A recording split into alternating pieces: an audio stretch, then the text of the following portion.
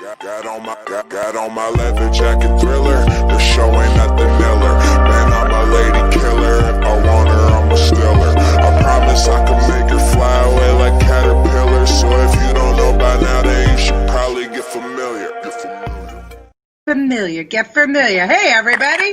It's Leticia Romero from the Vaughn Agency, and it's time to get familiar with our great guest and good friend, Chris Victor. But I'm not going to introduce him just yet. First, I'm going to say hello to my partner and my co-host, George Passarello. How you doing, George? I'm good. I'm hanging in there. How you doing, Leticia? I'm good. I've gone down south. I'm coming to you live from sunny South Carolina in the Murals Inlet area, and it's fantastic down here. How's the weather in New York? Oh, it's a gorgeous day today. Thank God. Absolutely beautiful. Okay, well, it looks pretty good, and our guest today is with you in New York. Hi, Chris Victor. How you doing? Hello, how are you guys? Good, Chris. Good to see you as always, my friend. You always make me smile. Yeah. Let's run Chris's reel and just show. Yeah, instead of me reading off of Chris's bio, we're going to show you his reel. So, George, hit it.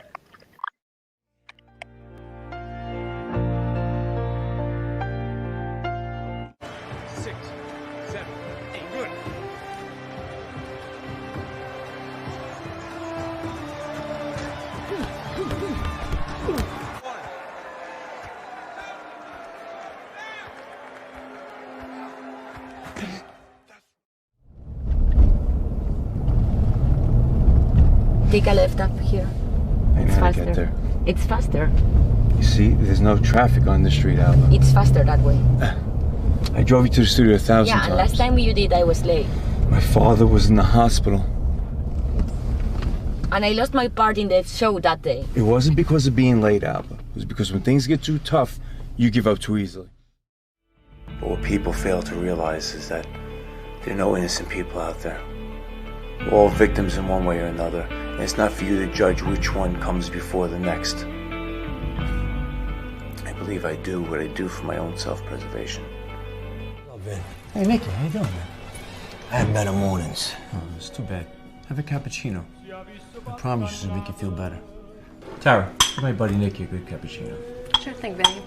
Go in the back. The boys are waiting for you. Tara, bring it to you. Okay. I'm gonna prove it to you guys that I could do this. I'm gonna take action in my life. I'm gonna do this for me for once. I need help, but I need to help myself because I'm not getting anywhere. I just keep going around in circles. Of course. We killed them all. The Chinks, the Mix, all of them. Good boy, Johnny. I'm proud of you. We need to talk about you getting your own neighborhood one day soon. Would you like that? Of course. Proud of you, Johnny. Could I go back to chopping up some limbs now? Yeah. Fuck all that. My first concern is to find that kid. Second, to make that scumbag pay. If I can only have one, I'm gonna find that kid and return him to their parents. You in or out? You can hear me. The sky is falling. The only thing you can do is follow your path. This is mine. Because I can't face the truth. So shoot me for thinking you were better than me. And it just fucking drives me insane. I'm the boss here. I'm the one who's in charge. When I say jump, you fucking jump.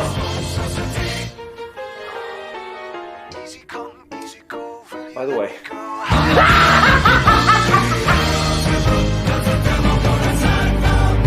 Buy some drinks with their money?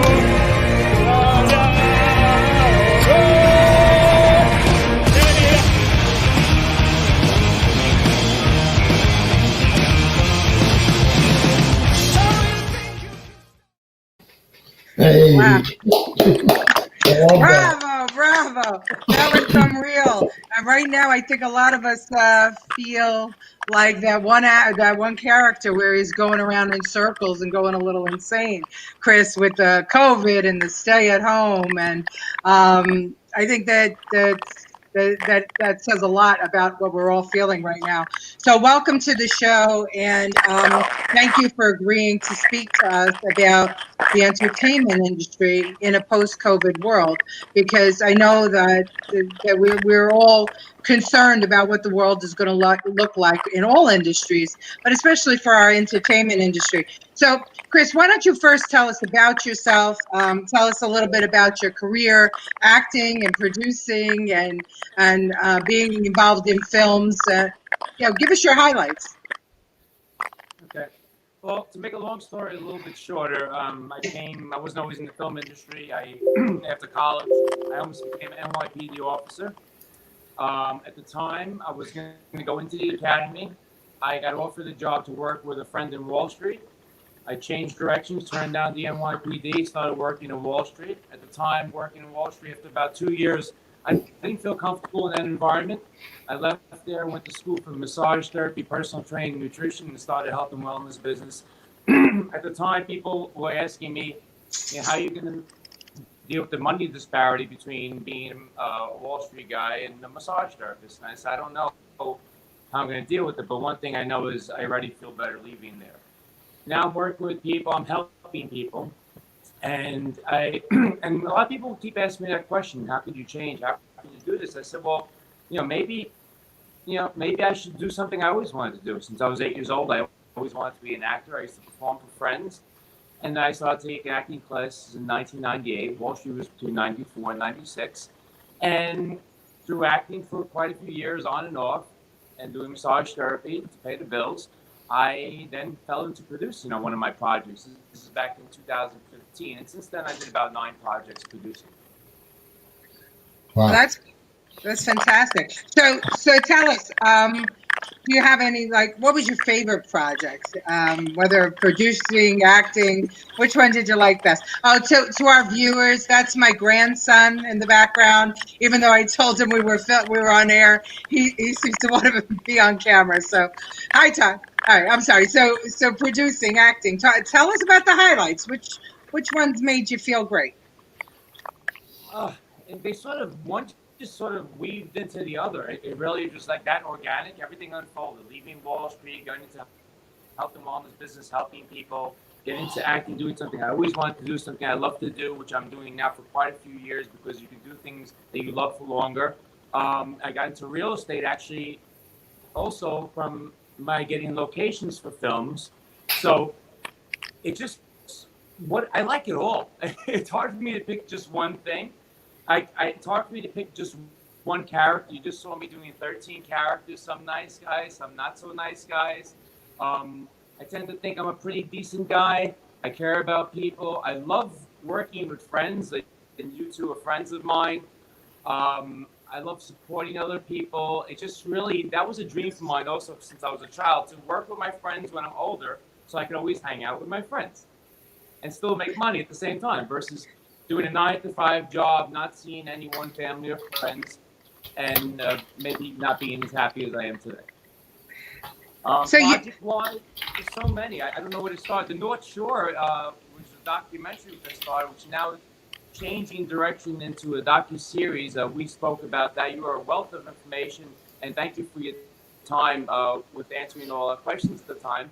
The reason we stopped that project was because we got a full feature called Band Up a Brawler, and that's now on Amazon Prime. So I really, Band Up a Brawler, I like because it has martial arts in it. I'm a martial artist also since 12 years old. That was passionate for me. I worked on production with a friend of mine, William DeMayo, for Gravesend. It's a TV series now also on Prime. You can see both of those on Prime right now. It's so good. And that was, I grew up in Gravesend in Brooklyn. However, if we were talking a little bit about Staten Island filming, I always said I went from Brooklyn to Manhattan. I would never go to Staten Island. All my friends went from Brooklyn to Staten Island. And then when I started coming out here to barbecues and get-togethers, I go, wow, this is a beautiful space, beautiful topography. It's really great for filming. A land that hasn't been really, I think, fully utilized. And there's so much to speak about what's going on here in Staten Island. There has been a lot of filming since I initially recognized this personally in like 2015, 2016. Yeah. And I started doing more and more out here. There were some smaller films that really didn't get the smaller film Neverland and the Run of Pamplona I did out here, utilizing friends' offices, friends' spaces, giving back to the community with feeding our actors here at local restaurants. Once again, friends just going, they're supporting us supporting them. New York One covering us in the documentary. Restaurants, anything from the Craft House to Violet Cellar. There's so many places that support us with regard to welcoming us in and making us feel comfortable. So let's talk about that. The film industry as a business, because there was a time that a lot of the films were being filmed in Canada, and they were creating sets and to look like New York City and other places in New York State. And that was because the tax structure wasn't really, or the regulations weren't really friendly to film. So talk to us about the changes, because I know that I've been involved in helping to move forward, reduce the regulations, and encourage film with Bloomberg and De Blasio kept a lot of that going on. Tell us about what's going on now to attract film not only back to New York City but also back to Staten Island. Well, like I said, I fell in love with Staten Island. It's a place where we actually filmed a film called Breaking Point, which we did, me and my the director Joe Wallace, my partner in production as well. We filmed Bare Knuckle Brawler here, the North Shore, obviously we filmed here. Smaller films also, the Neverland and the Run of Pamplona, we filmed out here. And like I said, it was very welcoming. And then if you look about what we do is we help create, and we spoke about this with the documentary about infrastructure, by having the community support us with regard to feeding us or us giving employment to people here. It's sort of along with the bigger plan, whether it's Cuomo, De Blasio. If we talk about New York, we have $30.4 billion spent on film and TV here since 2011, and that's in the past 9 years. We have 2,269 applications for film and tax for the film tax credit program since 2011 as well. So we have in New York a 35% tax credit, which we love to utilize because we're bringing filming here to New York. Unlike, I have a cousin that moved from California to Canada to do a show because there was a better tax incentive for them and they moved location. My partner's coming in from California tomorrow because they don't have the incentives there too. So we have a plan of filming here. There's 1,721,483 new hires, which are also created from the film and TV industry because of this tax incentive. So it's a perfect time to film here. The only thing we have right now holding us back is the COVID and the regulations and rules with the 4 phases that they put us through. Phase 1, is today. Phase 2, supposedly from 2 weeks from now. We're in phase 4 with the arts and entertainment. It's quite disappointing because I feel like we have a lot to offer here. Yeah. A lot to rebuild small businesses. Whether we use hair services or food services or anything here while we're filming on set, it's a shame that we have our limitations right now. Yeah, and a film is a small business, right? I mean, at the end of the day, too, to itself, the production crew and all that, those are all usually made up of several, right, little businesses that team up to get a project together. Am I wrong in that? And I think that it would make sense for our officials to recognize that filming should be moved up into maybe phase 2.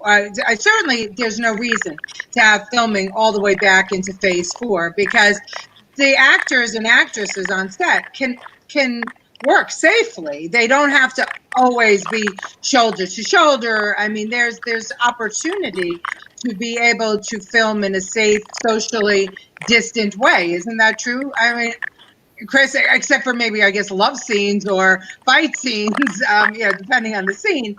But for the most part, until we know that we've got COVID totally under control, there's ways to keep this industry or let this industry film earlier. Yes? Well, that's our plan. We have 2 projects right now, and it's almost like a juxtaposition. We may have to switch positioning. One's a feature film which right now in June, we went from development to pre-production, and now we're in production, except that we can't film, or we can only do some filming on set. Locations are large enough, people, certain scenes, we just really, we can't do yet, and we're also waiting for the phase to reach that phase. Real estate, I get locations. See, this is the thing also with regard to locking down locations for filming, and I got into real estate from film and locations. I got into doing real estate as well, residential and commercial, but we're still waiting for that phase 2 to open up that. So it's my hands are tied in a lot of respects with regard to even seeing spaces that I want to utilize. You know, we have other ones that we lock down ahead of time, and we're ready to go for those. And we may have to switch over to a TV project that we have, because that can be done in the studio and with less people and remotely, and there's CGI and there's other things that can be done, which we can't do with the feature film as of now. Yeah, but you would think that, if you can get people working in a high-rise building, right? If we can let office workers get back to work through different steps, we should be able to do the same on the set. And I'm just realizing I'm going to negate what I just said. Love scenes and even fight scenes, if the actors and actresses are tested ahead of time and they know they're COVID free, they're, as long as we contact trace and make sure that they stay that way, there should be no problem getting us open into a sooner phase or an earlier phase. And so I would like to see filming start right away, and at least within phase 2. And I think that we're going to put an impassioned plea out there to our elected officials who have been doing a great job on Staten Island trying to get us open earlier, to remember feature filmed and television shows and whatever has to be filmed out on the street. Let's move that into phase 2 if we can. I just want to acknowledge that we have 2 of our favorite fans joining us today. One is Antonio Di Simone, who is from Sorrento, Italy, and he tunes in with us on Fridays and on Mondays, and he says "Buonasera da Sorrento." So buonasera, Antonio. Grazie. And my mom is with us today. Gotta have mom. The mama, and I'm so glad she joined, because Chris, mom is an avid movie watcher, avid TV watcher. We start every conversation, "Mom, how you doing? What's going on?" And she says, Did you see this show, or did you see that show? I just saw this great movie." She watches them all. She sees them all. And Mom, here's Chris and our good friend Chris Victor, and I'm sure she's already seen you in film. So maybe we'll get an autograph from you, Chris, from Mom. So my mom's name is Josephine. Hi. So yeah, I mean, back to you.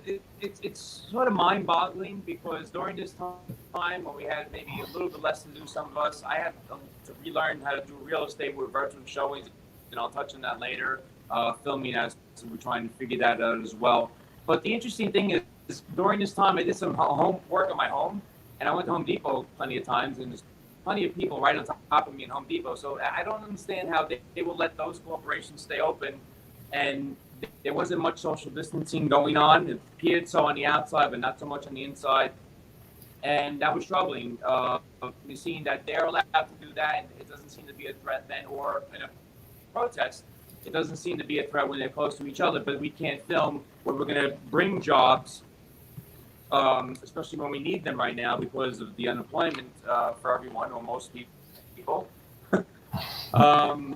It's like you have a problem, we have a solution. We can employ people, we can help small businesses, we can bond together. We're sat down is great for it. And I'm glad you mentioned that, because James Otto has a really nice initiative that I remember I read up on a while back about Made in Staten Island, it's called. That's right.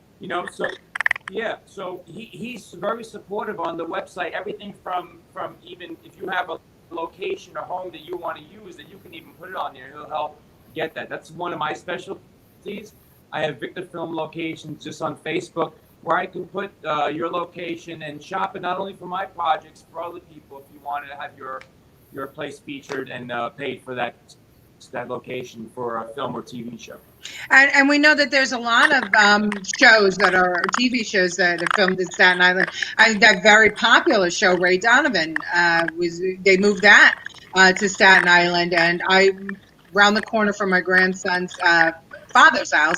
That's the house that they used in the show. So, and there's so many great shows that I remember from Staten Island. Two Family House is a great show filmed in Staten Island about Staten Island. And you were talking about what was it, Purge? It wasn't filmed on Staten Island, but it was a Staten Island director, Chris? Yeah, but I believe one of the Purges was filmed here. Yeah, it was. Oh, what? At Stapleton Housing. I'm sorry? It was at the Stapleton Housing Projects, right? I believe Yeah. so. Parkside? Yeah. Is it? Okay, yeah. Yeah. Or Park Hill. Park Hill. Yeah. Park Hill. Yeah. Yeah, so that it's just very it's spooky for anyone that's seen the film and what's going on now with taking away funding from police or limiting them to do their job. And once again, when they do the right job, that's what we hope for, and we definitely support it. Everyone doing the right job and everyone obeying the same laws that we're all equal. Right. We're all in this together. That's right. right. So we want to be able to be protected as well as to protect others, and it's scary because the movies it feels like things of the movie or parts of that movie are coming true to life, and it's kind of very scary. Yeah, maybe you could just briefly touch on that. George, you said you saw it, and Chris, you saw it. So what? It's about lawlessness. Is that what it's about? Well, once a year, unless you wanted to cover this, George. Yeah, go for it. It's political. Yeah, once a year, they in the movie they give you everyone one day to go out and loot, steal. Murder is legal. Purge. Just anything that you want to do, you do, and without the ramifications of the law. And it's scary because if the cop's not going to defend us from people that are looting, it's a little scary, for me and my family and my friends. So that's where we're at with that. With regard to filming and moving forward with projects, the guy from Saturday Night Live, Pete, I forgot his last name. Pete Davidson. Pete Davidson. He's from here. He did The King of Staten Island. Yeah. It's a comedy. And from what I know, they're comparing that to the Trolls recently as it has got the potential online through streaming to make a tremendous impact, even greater than it was in the theaters. And we can't go to the theaters right now either. So that's a positive sign that people are still supporting from home. I think that's a good point. Films tend to some people say films predict the future, others say they create it. When you look at I'm going to use I'm a geek, so I'm going to look at Star Trek. Films can set the precedent for dreams for people to execute later. So they're super important. And I don't know, maybe I'm going off on a tangent because we were talking about The Purge, but The Purge is an insight also at something that almost a caution tale, I would call it, because they eliminate the police for the day, and we're trying to eliminate them permanently. So we're not trying to. There are certain people that are trying to. The world is making that point today that we should defund the police and eliminate the police. And The Purge, the last Purge, which was the Staten Island Purge, there's a bunch of Purge movies. I think gives us a little. It's obviously exaggerated to an extreme degree, but there's no law for the day, and we have to be careful. So I look at that movie as a cautionary tale, just like Chris was saying too. Well, I also think that sometimes the fiction is stranger than truth, and what we're living right now is analogous to the movie The Demolition Man with Sylvester Stallone. Did you guys see that movie? Oh, yeah. I mean, I'm sorry, but there are too many similarities in that movie as to what's going on today. And for anybody out there that hasn't seen it, I strongly recommend that you see Demolition Man with Sylvester Stallone. In a nutshell, it's about I remember. I forget the year. Is it 2700? Yeah, something like that. San An. Yeah, San Angeles, because of the big earthquake, hit California, and so Santa Barbara and Los Angeles got stuck together, and it became San Angeles.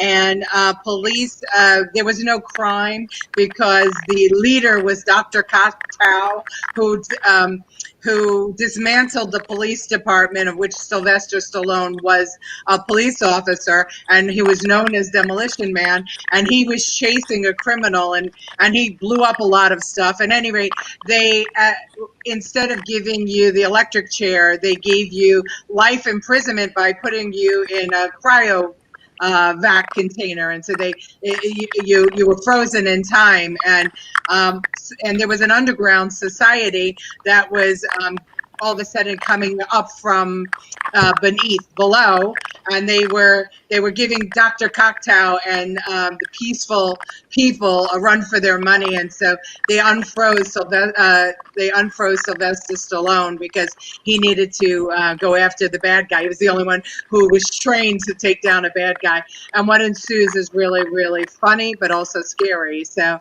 I think that's what we're living nowadays. What do you say, Chris? Did you guys see that they showed a TV show that was mentioned coronavirus? This was maybe. Oh yeah. Did you see? I saw someone post that. I was like, I didn't see it. What's going on right now? Yeah, it was a television show. It was about a psychic who was helping. He would travel around, and there was an illness. And as a matter of fact, I posted it on my Facebook. So anybody who wants to see it, it was an actual TV show, and it was about a virus. And the treatment for the virus, which was super contagious, was to everybody to shelter in place, and then it was hydrochloroquine. That was the actual. Oh wow. Yeah. George's note, it's almost like they manifested something like that because they mentioned what they mentioned years ago is happening now. Yeah. So fiction is often, the predictor of truth or future, or, we just grow into it. I don't know. I mean, there's so many things that we've seen in movies that we never thought we'd see before that we actually, have now, like hoverboards and other kinds of, we don't quite have a hoverboard, but close. I mean, you have jet boards and things like that. No, there are hoverboards. You can get a hoverboard now. So maybe I'm just too old to know that you can get a hoverboard. They're very expensive. So. What I love most about films and TV and theater that they were telling stories. It's the old, cavemen and women got around the fire, maybe told stories then, and evolved to now people taking an idea out of the atmosphere, putting it into words and writing, then the actors taking with the director those words and making them come to life through a human being. It's quite special, I think, to us all. For me, my partner, this is something we'll be doing for the rest of our life, and we're going to get around this obstacle like we have other obstacles, and we're learning from everything, and that's great. I mean, there's the tax incentives. It's 35% on labor, and it's also 40% on post. So there's great incentives for us to film in New York, and we're ready to go. And we're going to be doing on small scales. I even did recently. I filmed for Massimo. I filmed him doing spaghetti and clams. It was him and the Venom. And some other restaurants in the North Shore were trying to get their, to keep their presence, stay relevant in these times. Yeah. I made up a mess, as you know, for the salon that we have. Flirt from a distance. There you go. Salon is flirt, and we decided to say, let's say relevant someone's, in their mind, flirt from a distance. It makes a statement. We're covering ourselves, even if I feel like I'm not going to get a corona because I've been strengthening my immune system, which I suggest everyone does. Yes. And keep a distance, of course. But I would wear the mask anyway, just for someone to not feel uncomfortable, because that's just what I think people should do. If there's an elderly person walking with a mask and you're not having your mask, they're going to be afraid. But it also it's a double-sided coin, because it also troubles me that old people walking around with masks consistently not taking, even when they're not around people. And I feel like that could be doing more damage than good from, breathing in their own carbon dioxide.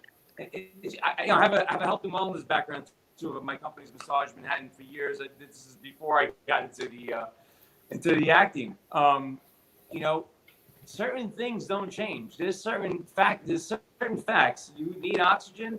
Plants need carbon. That's what we're here for. We do that exchange. Not that we breathe in our own carbon dioxide. So this is my take on the health. Well, I think you're right. You're on the money. Yeah, my mom had lung issues, has lung issues, and it's very hard for her to breathe with the mask. But at the same time, because she's had lung issues, she's got to be very careful about who she comes in contact with, and so we're always very concerned. And so, Chris, before I ask you the next question, I just want to acknowledge our number one fan. She has been on every single show. Her name is Lucille Chabon, and Lucille wanted us to know that she believes, and we do too, that all lives matter.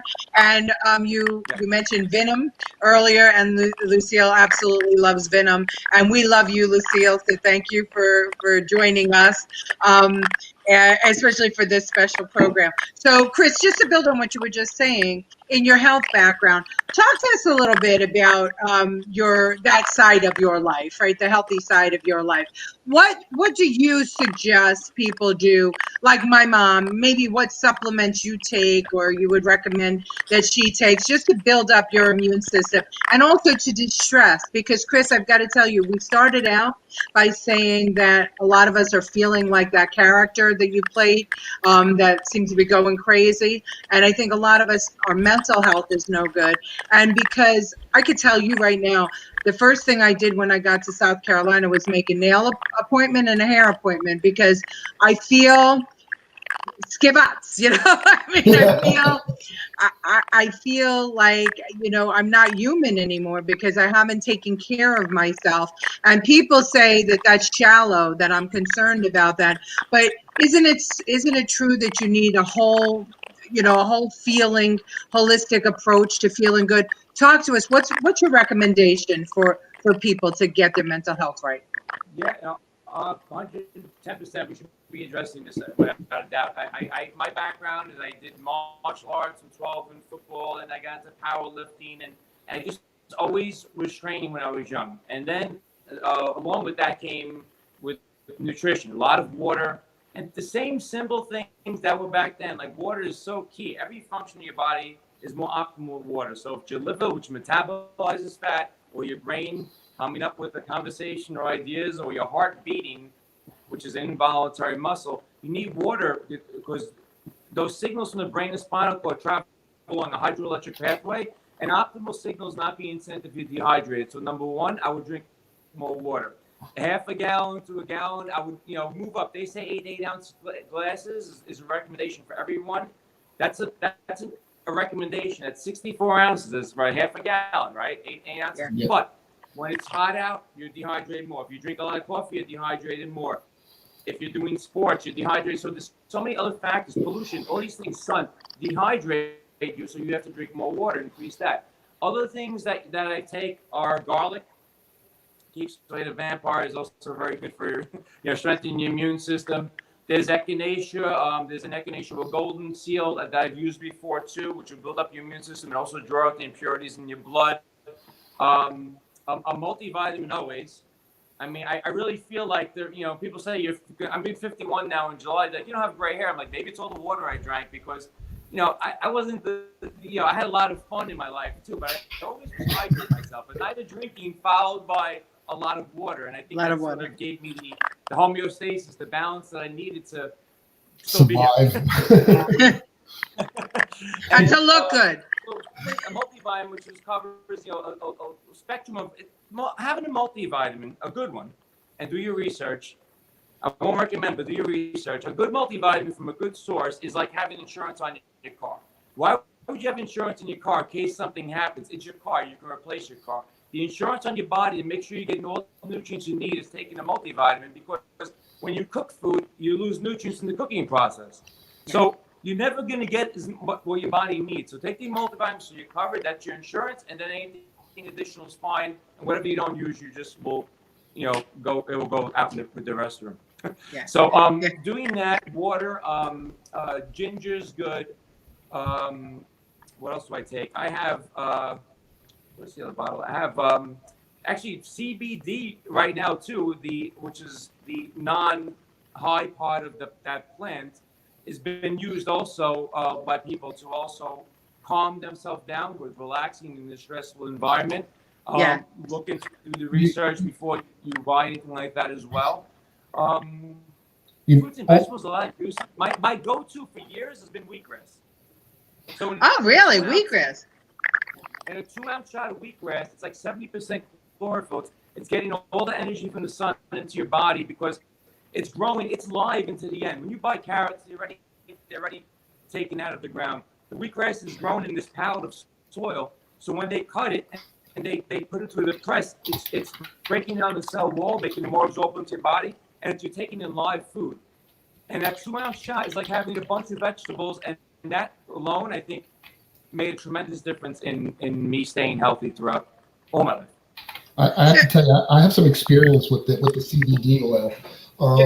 My cats have experience with CBD oil. It works.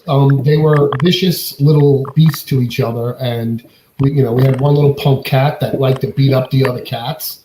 So I looked online. I did my research. Found, like Chris said, find a good source, because if you don't get the right quality product, vitamins, CBD, whatever it might be, you might think it doesn't work. So definitely, do your research. But we put the cats on CBD, put the one nasty cat on CBD, and now it's a little love bug, and it's leaving the other 2 cats alone. It's not lost any of its senses. It's not acting crazy. It's just calmer. We did a little jasmine oil and changed the whole world. So. Jeez, okay. I'm using. Before CBD, I used to use chamomile tea, relaxing, valerian root. There's all these roots, and we grew up in a Western society, so Eastern philosophy is foreign to most people. They don't believe that a root can make a difference. They're so used to let me take a pill from the doctor. Since I was fortunate to study the health sciences, massage therapy, personal training, nutrition, and my martial arts, understanding Eastern philosophy from really young, it just, the shiatsu in massage therapy came more natural to me than the Swedish massage. I just understood the meridians of the body, and I have facts on how things work. Another day, it's this topic for another day. Many stories of how things work, which you wouldn't believe they work, but they really do if you just open your mind to different therapies. Yeah, we could do a whole show on that. I'm interested. I know, as most actors, especially now during COVID, you need to have a steady source of income outside of acting. And I know you're a real estate agent. Maybe you could kind of talk a little bit about how that real estate agent has been affected, and how crazy it is that you can't do a one-on-one home showing. I'll let you talk more. I'm actually sitting in the house right now that I have someone else now. I have to get them in the house. This house was on May 20th. Originally it was February 20th. They changed lawyers and it ended up going to from February 20th to March 20th. And on March 20th, this COVID was full force. They had a problem with businesses or what have you and funding, and that this house came back on for sale. At this point, the house is now waiting for phase 2, waiting from my boss to get a letter from the bar to give a purchaser's agreement, which is something also other than a contract. If we get that we can have them sign that, once again, to limit the liabilities of anything from a legal recourse, losing my license, getting fired from my job, and also potentially if someone gets sick, that's you don't want someone to get sick, right? Sure. So there's so many things we have to do. In a way, I've been more busy now trying to learn everything, but in some ways it was actually pretty cool. Things have been going this way anyway. A lot of Zoom meetings, a lot of information coming in, and also utilizing Zoom to now show a house, a virtual walkthrough where I walk through and I would show the person the home with the camera, and I'd stop at anywhere they want to go and describe to them. So that gives them a little bit more decision-making ability before they even come in and risk any sort of COVID violations or health consequences. Yeah. So let's talk about that for a bit, because this is now where filmmaking and amateur videotaping and real estate and business comes together, right? We see that there's more businesses that are utilizing Zoom or utilizing video to accomplish its goal. And in a post-COVID world, there's a lot of things that are going to change, right? I mean, let's stick with what our original conversation with filmmaking. What do you think is going to happen to movies, to movie theaters? Do you think we're going to still be looking at movies in a crowded theater the way we were before, or do you think that there's going to be some sort of a change, a genesis in the industry so that people can see movies live streaming instead of in the theaters? Well, it's definitely going that direction. It's also led my partner and I going more into from, even though we're doing another feature, more into TV and streaming, and it's definitely changing the landscape. And now with the COVID, with not being able to go to the theaters, that's also changing the landscape. My personal opinion is that I love going to the movie theater. I never really liked watching TV because of commercials, so I would go to the theater. I love the big screen. Me too. I love the experience. I wouldn't want to give that up. So things I've been working on is I always wanted to bring back the drive-in movie theater. That's the perfect solution. Put up a bunch of screens in the parks. We have a lot of parks out in Staten Island. Put up a big screen. I even have a person in Long Island. I got 3 different size huge screens, which I've already thought about doing this with another project of mine in the past.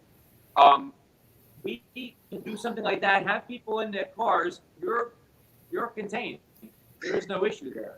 Yeah. That, to me, would be a great thing to bring back, like a little retro, bring back the old into something new. People will still watch stuff at home. Companies like Roku, which come with TV set, a lot of these TV sets, smart TVs, they even limit their app with regard to how much you can see on the app, because they want people to be home. They're sort of driving people to stay home because they'll have more viewers at home than maybe one person on their phone viewing. They'll have a family at home.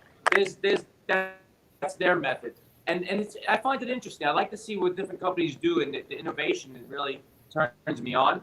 So drive-in theater would be my own personal thing. Other states are opening for theaters, and they mentioned something about spacing seats, and I guess eventually when we realize there's no fear or there's antibody, whatever, there is a cure, let's say, or then I guess we can go back to the theaters. It's slowly been diminishing because of the amount of money that they're making streaming, the amount of viewers that are getting on streaming, because everyone has a phone, so everyone has a movie theater with them at all times, and the newer generation tend to be more, I think that's what they know, that's what they were introduced to. But people like us, which still, I'm not a baby boomer, but baby boomers, right, the biggest population, there's still these people that drive the markets that will still watch stuff at home, or maybe want to go to the theater, have that experience. I don't know if I answered your question. You did. I have my own feeling as well as what I see happening. Yeah, I fear direct-to-video is going to become more prevalent, which, it seems like technology is great on one front, but on another front, it's going to limit human interaction. It's going to limit, and I know people like you and me, Chris, I love the movies like you do. I won't be happy if I'm not watching it on a big screen. I noticed the films going quicker to video every single year. Yeah. Instant gratification for our younger generation who loves nothing but instant gratification. I just wish we could start maybe we could talk after this and start a campaign to make sure that doesn't become prevalent in the industry. And this human visit of theaters is still. Well, that's why I think what you said, Chris, about the drive-in movie, that's something that's novel for a lot of the young people. So that may catch on because it is so retro and it's private and it's still that experience, but it's a private and it's a safer experience. So let's talk about that for a minute, because now everybody's an amateur videographer, right? Look at us here. We're producing this little podcast, George and I, and we've only ever dabbled in making video and film. So with so many amateur videographers out there, what would you recommend for some young people who are growing up now? Maybe my grandson, 15 years old, who have an affection for film and who want to get involved in the industry. Projecting forward, what would you tell them to do as far as getting prepared? I mean, there's equipment, and you know, as technology changes so quickly, what you bought today is outdated almost like tomorrow, right? It's antiquated or what have you. What's really interesting though is that actually the phone I'm doing the interview with on right now is my iPhone X, and I'm not promoting the iPhone X, but Steven Soderbergh shot a whole film on an iPhone X. So the technology's in your hand. You have 4K on your phone. You can shoot that, and then you can have an editing system. And, you know, for someone like your grandson, or it would be more than enough for them to get started. That way they don't spend a lot of money on equipment, which will be outdated by the time they get good at using it, if that makes any sense. So the easiest thing is, yeah, like they even have apps that you can do editing. So he can film something, practice his editing. When he feels good enough, if he wants to make the investment, or if he's actually working on the film with the budget, then you're going to put that budget, you know, to use in getting the right cameras, the right crew. You know, there's really interesting stuff. I was reading it with where was it? About Cuomo and spending. You know, he enhanced some stuff. You know, like in July. So I remember I mentioned before in 2011, but 2012 he enhanced and expanded 861 million in spending, 7,249 hires, stimulated major growth in the expansion of New York, both VFX, and animation. So right now, people are able to do things on their phone with animation and CGI. It's like it's incredible. For someone that's starting this, it's a very powerful tool you have. Most people don't realize what their smartphones can do, and that would be my suggestion for someone starting out. And then later on, they can invest in bigger and larger equipment. Yeah, I mean, I don't know if you've looked at TikTok at all. This is a wonderland of crazy, but it's pretty cool that they allow you to be within this app. You can almost produce your own video with rollovers and slides, and you don't need to know much about it. So technology's really making it interesting and fun. I mean, you know, even for me, I'm not really a video editor, but I'm able to deliver pro quality videos now because I understand these tools. It's good and it's bad, right? I mean, it's good in that it inspires the young people to get involved, but there is definitely a degradation of quality to some degree. You know, the professional eye will always be important. I'm not talking about professional filmmaking, but it's a good start for most people. They can see if they like it, if they have the staying power to continue. Yeah. You know, what was I going to say about the? We were just saying about the phone. The TikTok. I was talking about, you know, how you. Thank you. TikTok. A friend of mine sends me something on TikTok. He's like, you know, like it for me. Let me know. I said, what is this TikTok? He goes, you don't know? Everyone's using it. I said, what do you mean everyone? He goes, no, like Terry Crews, the actor. You know, 17 million people. Yeah. He goes, you got to be on it. So then I started looking at this, and why is everyone, you know, it was perfect thing to do, I guess, when you're staying home and you're losing your mind. Sure. Express myself, right? So I think for the higher end actors that are using it, I think it's for them to stay relevant as an older actor for a younger viewer, to stay relevant with these kids, to appeal to them. Unlike, you know, otherwise most of these kids, these younger kids, they don't even know any of the actors that we know by name. They don't know who they are. It's true. They know Alfonso Ribeiro. Yeah. Alfonso Ribeiro is resurging again. For those of you who don't know who Alfonso Ribeiro is, he's from the Fresh Prince of Bel-Air, and he became famous for doing that. Yeah. Lots gone wild on TikTok. This guy's career is being relifted again, you know, with everyone on TikTok dancing with Alfonso Ribeiro. It's kind of neat. Even though it's owned by the Chinese government, be careful and use it. Well, I mean, it's amazing to me that has become like the new form of expression. Is everything is on TikTok, and everything is new again for some of these young kids. So, it's interesting. And my grandson, as I said, is all over TikTok, making all kinds of videos, and suddenly he seems to want to go in that direction. And I certainly want to encourage him. But as you said, look, I'm the grandmother, so I get to buy all the equipment. I bought him a complete outfit, which I found in his room, in his drawer the other day, still packed.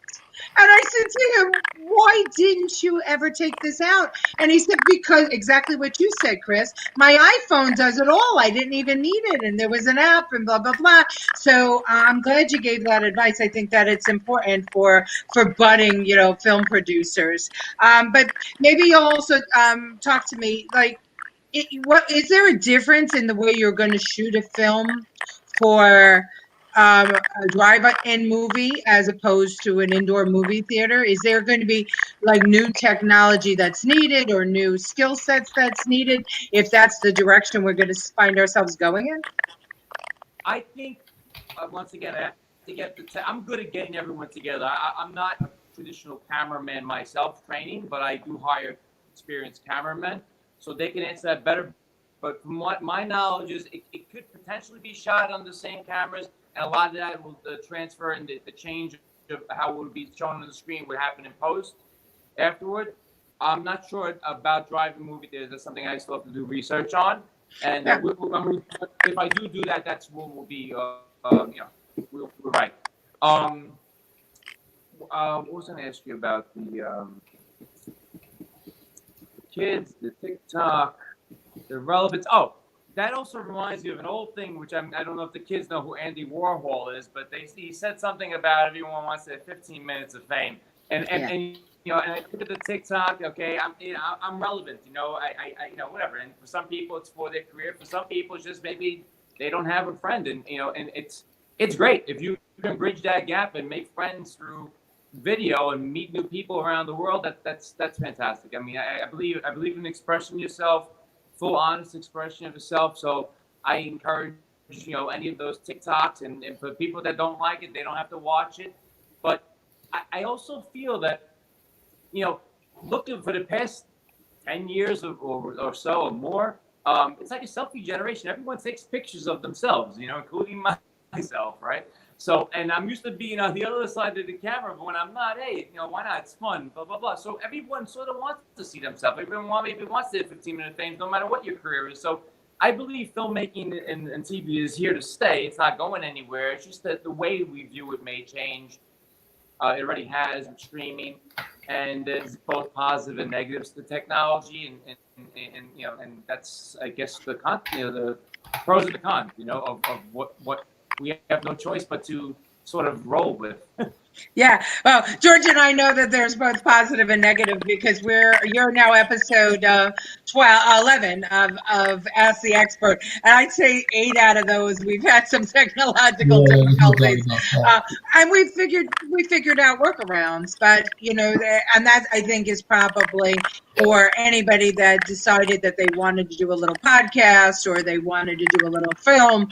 If it doesn't turn out, or if you don't think it's going exactly as you want it, the thing is commit to it, continue to learn, continue to grow, and stick with it, and you work around it and make it as enjoyable as you can for your audience. And at the end of the day, that's what you want to do, right? Whether you're making a TikTok video or an hour-long, interview show, you want to make it enjoyable. Well, yeah, I think I'm with you. Sound or lighting is everything in film. So, on bigger productions, really want to be concerned with that. If we're filming right now and people have a mic on, there's a boom. After we keep the same amount of people in the room and everyone doesn't move, and we do room tone, and that's going to get for the editor the sound, how the space is without words, and then when it makes the editing more seamless, and then you produce a better sound. So this and lighting, obviously, right? All that stuff is very important. It's just that I totally lost my train of thought. But if I could bring up a lighter note, I don't want to let this go by, Letitia, without showing that your mom said the word grass. Oh, yes. I don't want to let that go. I know it was back a little bit, but I just wanted to point that out. Now, back to normal. But my listen, my mom's cool. She was a love child of the 60s. I mean, how do you think I got insane? I'm not, I think she's got a little experience. I'm not accusing, I'm just saying. Yeah, my mom's cool.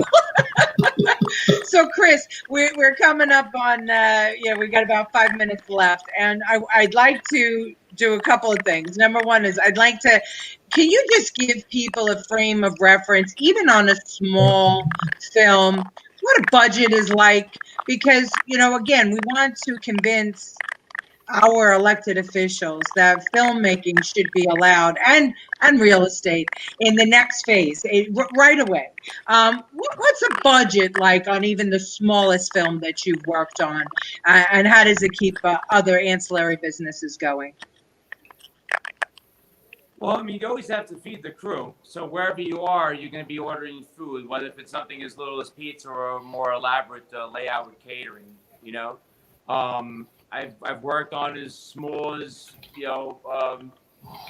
5 figures and more, and we're going bigger now with the next film. So the thing is, they all support in some way. Like, we always have to feed someone. We always need a location. Obviously, if you have less money, you can't spend as much, but we always have to spend money on food, on locations, the crew. Right, hair, makeup, right? Hair, makeup, wardrobe. Yeah, it employs so many people, and people forget that. And Staten Island has been great about embracing it, like you were saying, Chris. So I'm very happy about that, and I hope whoever our next borough president is continues that fight. I don't know, but maybe she will if she has some experience in the industry. Yeah. As a matter of fact, the current borough president, I was part of a big meeting that he put together with the Chamber of Commerce and his tourism division, led by Jen, and we talked about the accommodation of film in Staten Island and how we could be more accommodating. And without a doubt, every community board, every body that we reached out to wanted to work together, to do that, because it just makes sense. It's not, it's not a closed gate industry. As you said, Chris, even your smallest was a 5-figure film. That's nothing to sneeze at, especially in a post-COVID world. So, a lot of people can eat for those 5 figures. And traditionally, films we know are, run a couple of $100,000 for the very small budget ones, right? A couple of $100,000 to a couple of million. And that's usually spread into the community. So if you're an elected official and you're listening, we need you to write another letter to the governor and say we need the film industry to start in phase 2, and we need the real estate industry to start in phase 2, because we know how to do this safely, and it's just silly to starve local businesses and deny them this income, right? So, Chris, before you go, would you tell us what films? Give us a list. I know we saw 13 parts. What films? 13 roles that you played, but give us a list of some of the films that people could maybe Netflix or find you on, where we could see you acting. Okay. Yeah, right now on Amazon Prime, you can see the Gravesend TV series. There's 4 episodes. We're filming more of those. It's my friend William DeMayo's project. I helped on production. I was an actor in there, and I don't want to tell you which character. I want people to find me. Okay. Dare you. And it's another actor, and part. And then we have Bare Knuckle Brawler, and that's starring Denny Trejo, Martin Cove, some other people. I'm also producer of that. That's my project with my partner Joe, who directed it and produced it with me. And I'm also acting in that. I'm William DeMayo's partner in that. I play a cop.